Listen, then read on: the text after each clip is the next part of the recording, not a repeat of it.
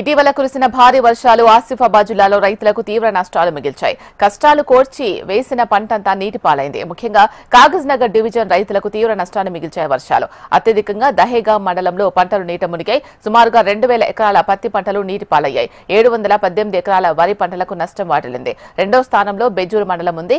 బెజ్జూరు మండలంలో 1690 ఎకరాల పత్తి పంటలు నీట మునిగాయి. ఇలా ఆసిఫాబాద్ జిల్లాలోని సిర్పూర్ నియోజకవర్గంలో 7 మండలాల్లో 6945 ఎకరాల పత్తి, 919 ఎకరాల వరి పంటలు వరద పాలయ్యాయి.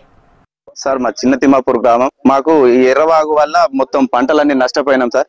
మొత్తం ఇసుక మెటల్ పెట్టేసింది. పీపీరావు ప్రాజెక్ట్ ఉంది అక్కడ, పాల్వాయి పురుషోత్తమరావు ప్రాజెక్ట్ కట్టడం వల్ల మాకు బ్యాక్ వాటర్ వచ్చి మొత్తం నష్టపోతున్నాం. ఒక 250 ఎకరాలు ఉంటాయి సుమారుగా. పత్తి ఉంది, వరి పొలం ఉంది. పత్తికి సుమారుగా ఒక్కొక్క రైతు ఎకరాకు 30 నుండి 35 వేల పెట్టుబడి అయింది ఇప్పటి వరకు. అది నష్టపోయినాం. మళ్ళీ వరి పొలాలు కూడా బాగా ఘోరంగా నష్టపోయినాం సార్. మొత్తం ఇది ఏమైందంటే మొత్తం ఇసుక పెట్టి మెటల్ పెట్టేసింది. దీన్ని మాకు ప్రభుత్వం ఏ విధంగానైనా మాకు సహాయపడి అధికారులు స్పందించి మమ్మల్ని ఆదుకోవాలని ప్రభుత్వాన్ని కోరుకుంటున్నాం.